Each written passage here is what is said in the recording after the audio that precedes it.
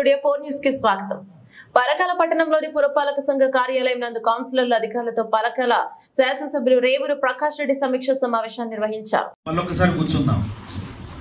ఆ రోజు ఏంటంటే only for works, finance status, finance position, మళ్ళీ ఏమన్నా మనం అవసరం అనుకుంటే ఎమర్జెన్సీ కౌన్సిల్ ఒకటి పెట్టండి. అర్థమైందా? మీరు ఇవి తీసిన తర్వాత 31 నాకు ఇవన్నీ తీసుకొచ్చేసి 31 తర్వాత ఎమర్జెన్సీ కౌన్సిల్ అని ఒకటి పెట్టండి. Sanction for works financial review కింద 31 పెట్టేసేస్తే మీరు 2-3 తారీఖులలో చూసుకొని షార్ట్ నోటీసులలో పెట్టేయచ్చు కదా. అండర్ హౌసింగ్ పరకాల మున్సిపాలిటీ ఇది అట్లానే కదా మీద మీకు క్లారిటీ వచ్చింది మన కమిషనర్ గారు. కొంచెం పైసలు ఉన్నాయి బాబు. 46 ఎంజీఎఫ్ వచ్చి 2 lakhs,